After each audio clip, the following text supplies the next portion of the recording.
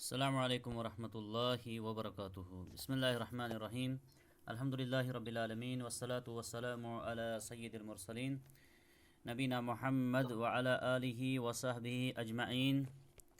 اللہم علمنا بما ينفعنا وانفعنا بما علمتنا انک علی کل شیء قدیر۔ اللہم صلی علی محمد وعلی آل محمد کما صلیت علی ابراہیم وعلی آل ابراہیم انک حمید مجید۔ اللہم بارک علی محمد وعلی آل محمد کما بارکت علی ابراہیم وعلی آل ابراہیم انک حمید مجید۔ معزز مشارکین حضرات،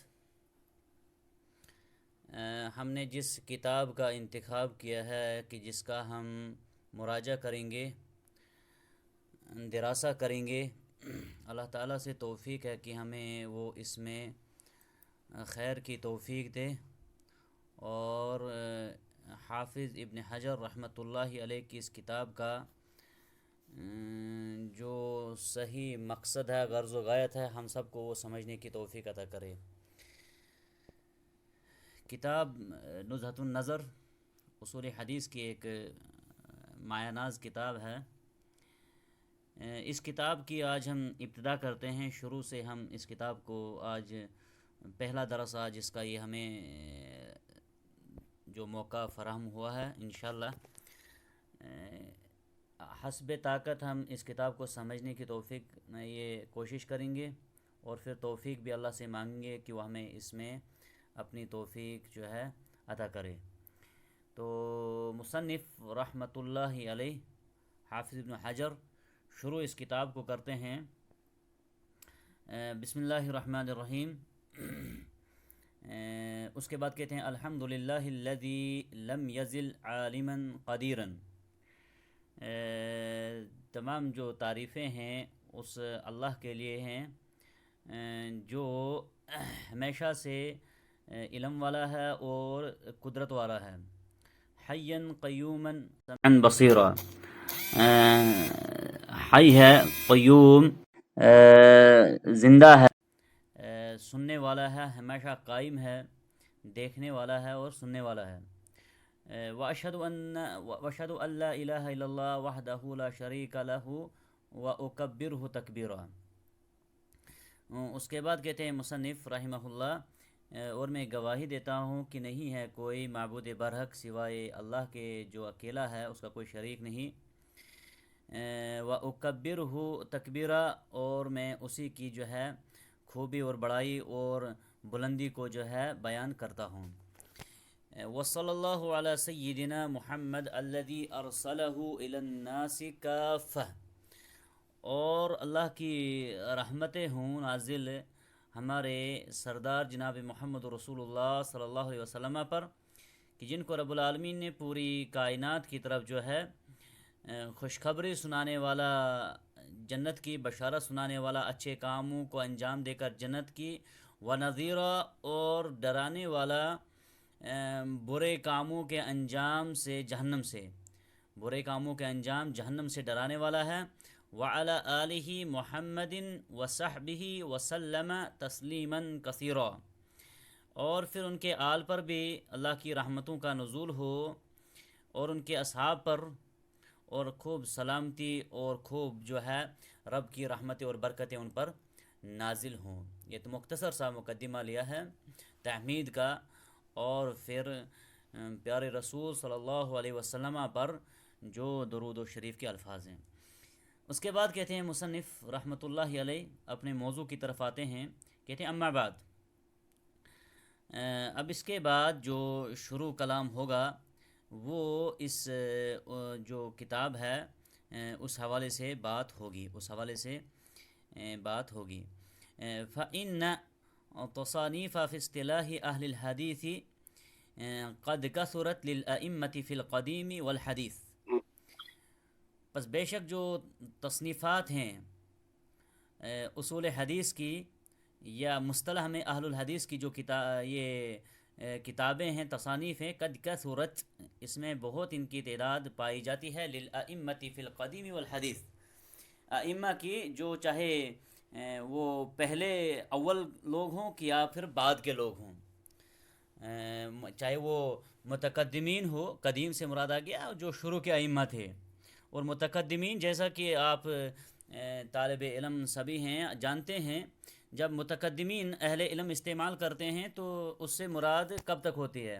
ایک استاد محترم ہمیں کلاس میں کہا کرتے تھے اکثر، متقدمین کا جو زمانہ ہے اس کی حد کیا ہے، کہاں تک جو ہے اس کو استعمال کیا جائے گا متقدمین؟ تو وہ کہا کرتے تھے ہمیں یہ 5ویں صدی، بعض کہتے ہیں 4تھی صدی اور بعض کہتے ہیں 5ویں صدی تک اس کا اطلاق ہوتا ہے، 5ویں صدی تک اس کا اطلاق ہوتا ہے متقدمین جب کہا جائے گا اہل علم کے بارے میں۔ والحدیث وہ ہو گیا پھر جدید، اس کے بعد متقدمین اور متاخرین میں سے ائمہ کی جو اس اصول حدیث کے حوالے سے جو وہ کتابیں ہیں بہت زیادہ لکھی گئی ہیں۔ فمن اول من صنف فی ذلک، پس سب سے پہلے جس نے اس فن میں کتاب کو جو ہے تصنیف کیا، شکل دی، وہ تھے قاضی ابو محمد الرام ہرمزی، جن کا نام آپ کو معلوم ہوگا حسن بن عبد الرحمن بن خلاد الرام ہرمزی رحمہ اللہ، جن کی تاریخ وفات 365 ہجری ہے، دیکھیے یہ جو علوم حدیث کا جو علم ہے یہ اشرف العلوم اس کو کہا جاتا ہے، ایک عظیم علم، کیونکہ اس علوم حدیث کا جو تعلق ہے وہ سیدھا حدیث رسول سے ہے صلی اللہ علیہ وسلم سے، اور پھر اس سے عظیم علم اور کیا ہو سکتا ہے؟ علوم حدیث اور اس کے ساتھ جس کی نسبت رہی، یقیناً اللہ رب العالمین نے ان کو آخرت سے پہلے دنیا کے اندر ہی بڑی کامیابیاں اور جو ہے دنیا کے اندر ہی ان کو جو ہے بشارتیں سنا دی۔ محدثین نے جو اس فن میں جو اپنی خدمات کو انجام دیا ہے، تا قیامت جو ہے ان کا تذکرہ اس کے حوالے سے ہوتا رہے گا، اور یہ انہی کی محنت تھی جس کی وجہ سے صحیح اور ضعیف جو ہے فرق کیا گیا۔ یہ اللہ تعالیٰ کی ایک حکمت بھی تھی، بلکہ انا نحن نزلنا الذکر و انا لہ لحافظون جو ہے اس میں یہ چیز بھی داخل ہے، کیونکہ آسمان سے جو شریعت نازل ہوئی ہے وہ قرآن اور حدیث کی روشنی میں ہے۔ اللہ رب العالمین اس کو جو ہے تا قیامت تک جو ہے محفوظ فرمائیں گے، اس کے اندر حفاظت کریں گے، اور اس کے جو ہے اسباب ہوں گے۔ اہل علم وقتاً فوقتاً جو ہیں ایسے آئے ہیں جنہوں نے اس میں سے ہر قسم کی کمی پیشی کو جو ہے نہیں ہونے دیا ہے، بلکہ برابر آج دیکھیں گے آج کے دور کے اندر امام البانی رحمۃ اللہ علیہ جب اس صدی میں آتے ہیں تو ان کے اس فن میں انہوں نے جو خدمات انجام دی، اس علم میں جو انہوں نے اپنی خدمات انجام دی، یقیناً امت مسلمہ ہمیشہ اس کو یاد رکھے گی۔ اس زمانے میں بھی انہوں نے کس طریقے سے اس علوم حدیث یا احادیث رسول صلی اللہ علیہ وسلم کی خدمت کی۔ تو لہٰذا حدیث رسول کو سمجھنے کے لیے، حدیث رسول کو صحیح ان کی مراد کیا ہے، اس کے لیے اصول حدیث کا جو ہے وہ جاننا لازمی بن جاتا ہے، اور پھر اس کے پڑھنے کے بہت سارے فوائد ہیں۔ جب علوم حدیث اگر ایک انسان اس کو بہترین طریقے سے سمجھنے کی کوشش کرے گا، اس کے بہت سارے فوائد ہیں۔ خاص کر ہم طالب علموں کے لیے یہ ضروری ہے کہ ہم کم سے کم اتنا اس علم کے بارے میں جانیں جس سے ہم صحیح اور ضعیف کی پہچان کر سکیں۔ اہل علم کے جو اقوال احادیث کے بارے میں آئے ہیں، کہیں مرتبہ ان اقوال کے اندر بعض مرتبہ ظاہری طور پر اختلاف پایا جاتا ہے، اس کو صحیح اور صواب سمجھنے کے لیے اصول حدیث جو ہے ہمیں سمجھنا جو ہے وہ لازمی بن جاتا ہے، کیونکہ یہ حدیث کے جو احادیث رسول ہیں اس کے اصول کا علم ہے، اور اصول کے بغیر جو ہے، اصل کے بغیر اوپر کوئی جس درخت کی جڑ جو ہے اگر وہ مضبوط ہے وہ صحیح ہے تو درخت بھی جو ہے وہ مضبوط ہوتا ہے. یہ ضروری ہے. یہ مائک جو ہے آف کیجئے.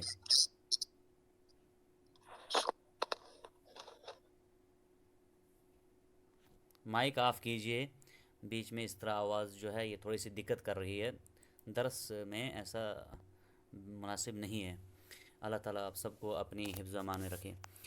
تو یہ جو اصول حدیث کی بات ہم کر رہے تھے، اس کی اہمیت، اس کی فضیلت وقتاً فوقتاً ہم اپنے دروس کے اندر اس کا تذکرہ کرتے رہیں گے. تو بہرحال امام حافظ ابن حجر رحمۃ اللہ علیہ کہتے ہیں سب سے پہلے جنہوں نے کتاب لکھی، اور یہاں پر مراد یہ ہے، سب سے پہلے لکھنے کا مراد یہ ہے ایسی بات نہیں ہے کہ اس سے پہلے اصول حدیث کا وجود نہیں تھا.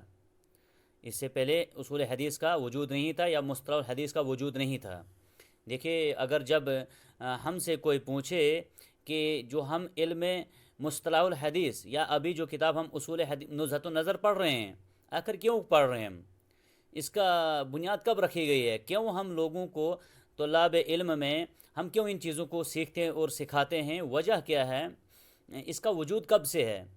تو جب ہم قرآن اور احادیث کے اندر ان چیزوں کو تلاش کرتے ہیں تو ہمیں معلوم ہوتا ہے نزول وحی، جب وحی کے نازل ہونے کا زمانہ تھا اس وقت سے ہی اس علم کی بنیاد پڑی تھی، کیونکہ کوئی ایسی چیز نہیں ہے کہ جس کو جو ہے بعد میں ایجاد کیا گیا ہو.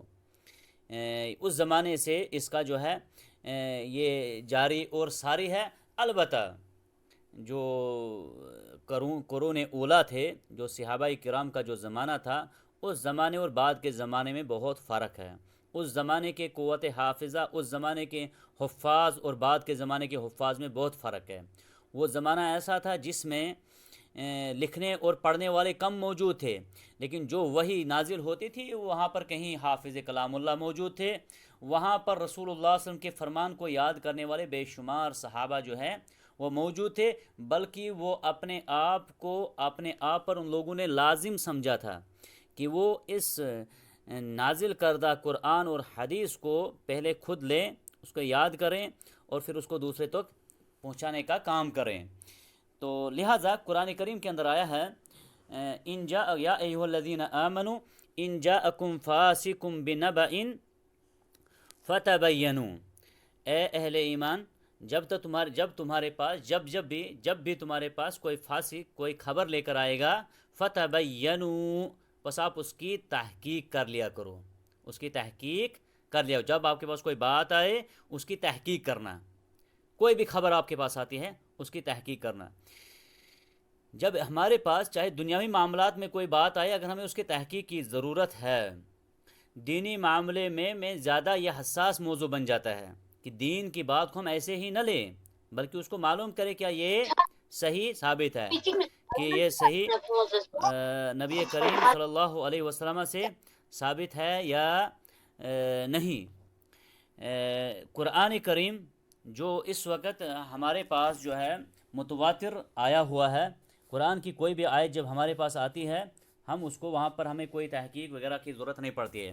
لیکن احادیث میں جو متواتر نہیں ہیں تو وہاں پر لازمی بن جاتا ہے کہ ان احادیث کے بارے میں جو ہے دیکھا جائے، سوائے ان احادیث پر جن پر اہل علم کا اتفاق ہے. تو اس علم کی بنیاد، اس علم کا جو سیکھنے کا جو مقصد ہے وہ یہی ہے کہ جب ہمارے پاس کوئی خبر پہنچتی ہے اس کی تحقیق کرنا، اس خبر کی تحقیق کرنا، اس حدیث کی تحقیق کرنا، کیونکہ اس کا تعلق احادیث رسول سے ہے صلی اللہ علیہ وسلم. اور ہمیں معلوم ہے یہ حضرت علی رضی اللہ تعالیٰ عنہ وما بعدہ کے زمانے سے شروع ہو چکا ہے کہ بہت سارے ایسے زنادقہ تھے، بہت سارے ایسے لوگ تھے جنہوں نے احادیث میں جو ہے بہت خلط ملط کرنے کی کوشش کری، اور اس میں ہمیں جو ہے بہت سارے اقوال بھی ملتے ہیں. تو بہرحال تو اس علم کی بنیاد نبی کریم صلی اللہ علیہ وسلم کے زمانے میں پڑی تھی. اس کے بعد یہ علم شفوی طور پر ایک انسان دوسرے انسان سے عملی طور پر یہ چیز وہاں پر موجود تھی. البتہ کتابوں کے اندر کتابی شکل میں یہ چیز موجود نہیں تھی. اس کے بعد کا جو زمانہ آیا، اہل علم نے جب سے تدوین شروع کی، کتابت شروع کی، اپنی احادیث کتابیں جب لکھنے کی، تفسیر کی شروع کی، تو ان کے اندر کہیں باب کے طور پر، جیسے کتاب الام ہے امام شافعی، یا اسی طرح اس کے بعد کے ائمہ ہیں، امام مسلم ہیں، ان کا مقدمہ ہے، اسی طرح امام بخاری رحمہ اللہ نے جو کتب لکھی، تاریخ یا دوسری کتابیں، یا پھر امام ترمذی ہے رحمۃ اللہ علیہ، انہوں نے اپنی کتاب کے اندر جو حدیث پر حکم لگایا ہے، یا امام ابو داود رحمۃ اللہ علیہ نے جو لکھا تھا مکہ کی طرف وہ رسالہ، تو ان تمام کے اندر ہم جب دیکھتے ہیں تو ان کتابوں کے اندر کچھ نہ کچھ علوم حدیث کا تذکرہ تھا، تذکرہ موجود تھا، لیکن مستقل کسی نے کوئی کتاب نہیں لکھی تھی۔ جیسے اس وقت ہمارے اور آپ کے پاس نزہۃ النظر ہے، یہ مستقل کتاب ہے، اس کے اندر خالی ہمیں اصول حدیث کے بارے میں ملے گا۔ لیکن جب ہم امام مسلم کی صحیح مسلم اٹھاتے ہیں، اس کے مقدمے میں اس نے اصول حدیث کے حوالے سے کچھ چیزیں نقل کی ہیں، بقیہ کتاب احادیث پر شامل ہے، اسی طرح دوسری کتابیں۔ لیکن سب سے پہلے یہ کہتے ہیں امام حافظ ابن حجر کہ سب سے پہلے جس نے تصنیف کی، یہاں پر مراد ہے مستقل کتاب، مطلب اس باب کو دوسری کتابوں سے نکال کر ایک کتاب میں علیحدہ خالی اصول حدیث کو لکھا۔ تو یہ سب سے پہلے جس محدث کو یہ شرف حاصل ہے، جس عالم کو یہ شرف حاصل ہے، وہ تھے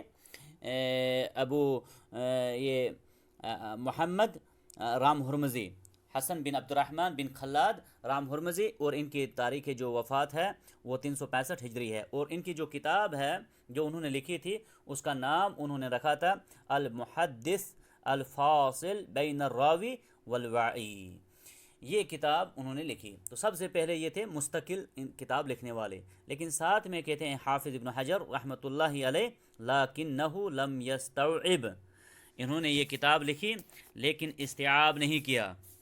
استیعاب کا مطلب یہ ہے کہ تمام کے تمام ابواب جو اصول حدیث کے ہیں ان کو اس میں انہوں نے شامل نہیں کیا، کیونکہ جو بھی انسان کوئی نیا کام شروع کرتا ہے اس سے جو ہے کچھ نہ کچھ ایسی چیزیں رہ جاتی ہیں جو بعد والا ان کو پورا کرتا ہے۔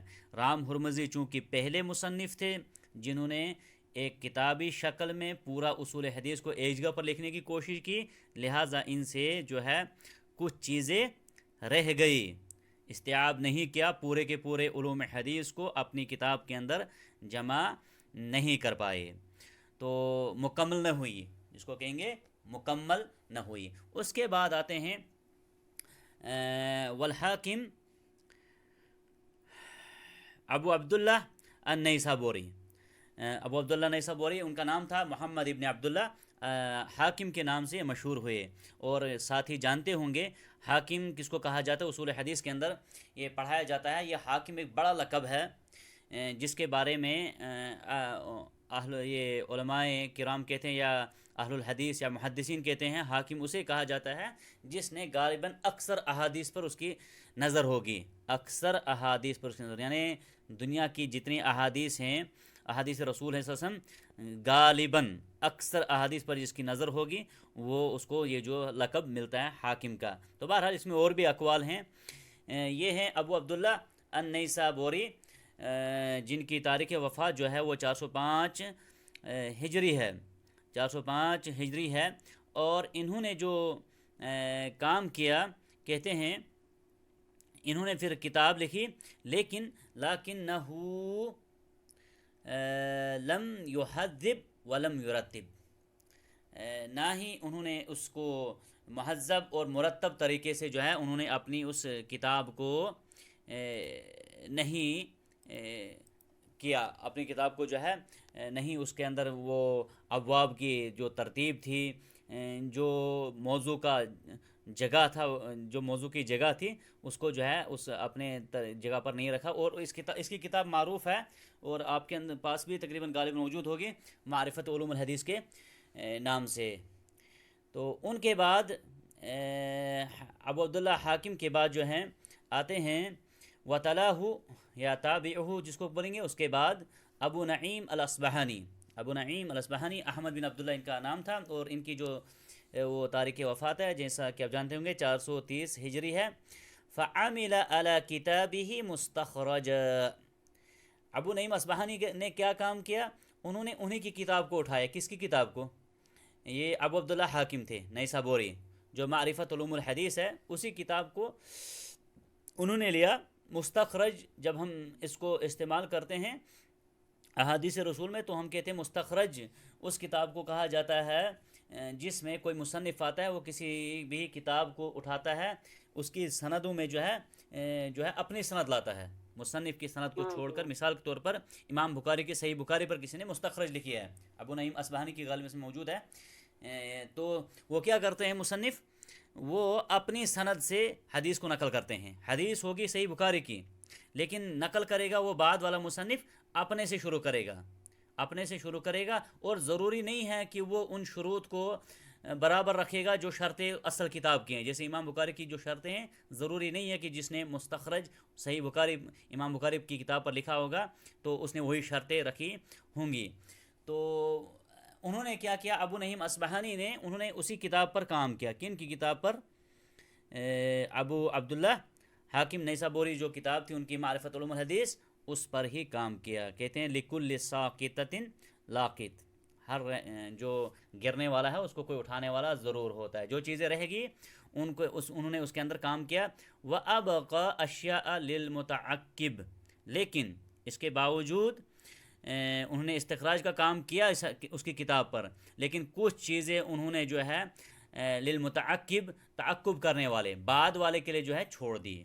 یعنی مکمل کام نہیں ابھی تک ہوا، کام شروع ہو چکا ہے. کہاں سے؟ رام ہرمزی رحمۃ اللہ علیہ سے. 4 صدی میں اس علم کی تدوین مستقل کتاب کے اندر ہوئی ہے. 4 صدی میں 365 ہجری جو ہے وہ تاریخ وفات تھی رام ہرمزی کی، وہاں سے شروع ہوا، لیکن یہاں پر ابھی مکمل نہیں ہوا. کوتاہیاں ابھی موجود ہیں، کچھ چیزیں ابھی چھوٹ رہی ہیں. 430 ہجری تھی کیونکہ ان کی تاریخ وفات. اس کے بعد آتے ہیں ثم جاء بعدهم الخطیب، ان کے بعد آتے ہیں خطیب بغدادی جن کا نام ہے، خطیب بغدادی جن کا نام ہے، وہ آتے ہیں ان کے بعد.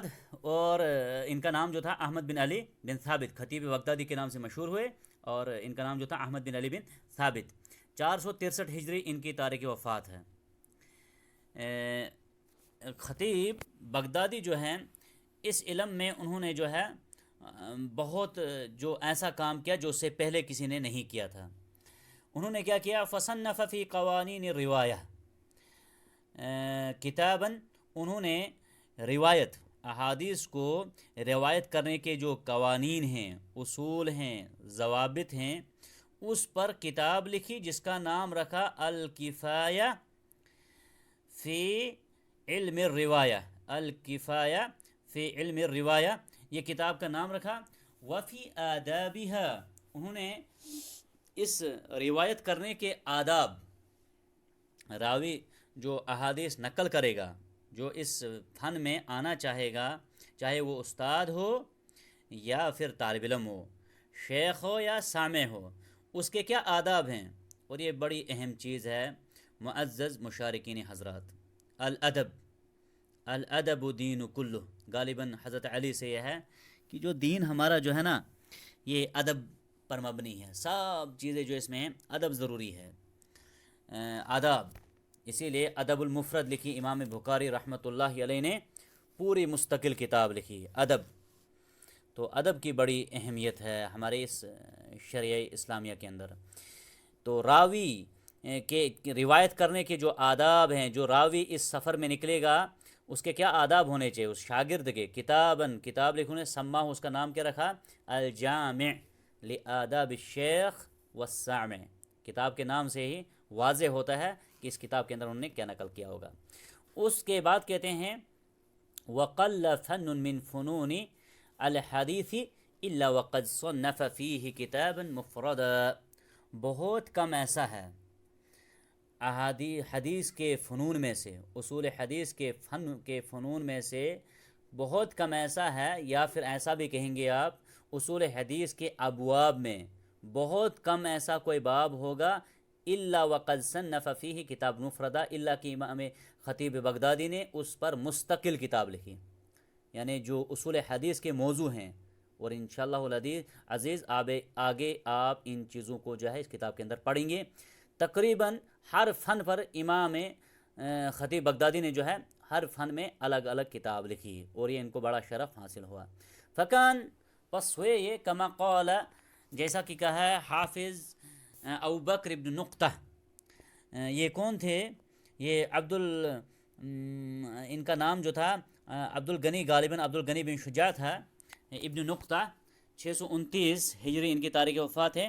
وہ کہتے ہیں کل من انصف، جس نے بھی یہ فن حدیث میں کچھ لکھنا یا پھر کل من انصف، اگر کسی نے بھی انصاف کیا، علم جو انصاف سے کام لے گا اس اصول حدیث کے اندر، علم وہ جان لے گا، ان المحدثین یہ کہ جو محدث ہیں، بعد الخطیب عیال علی کتبہ، خطیب بغدادی کے بعد جو بھی محدثین آئے جنہوں نے اس اصول حدیث میں کام کرنا چاہا، وہ محتاج ہیں خطیب بغدادی کی کتابوں کے، خطیب بغدادی کی کتابوں کے۔ جس نے بھی اگر کوئی تالیف کا کام کرنا ہے اصول حدیث کے اندر، امام بغدادی کے بعد، خطیب بغدادی کے بعد جو ہے وہ عیال، اسی لیے کہتے ہیں اہل و عیال، عیال کہتے ہیں جو محتاج ہوتا ہے اس کے گھر کو جو چلانے والا ہوتا ہے اس کو عیال کہتے ہیں، وہ محتاج ہوتے ہیں اس کو گھر کے چلانے والے کے۔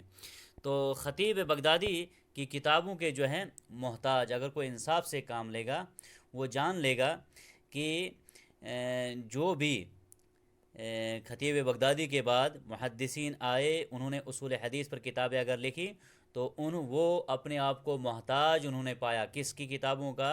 خطیب بغدادی کی کتابوں کا، وہاں سے علم کو لیا۔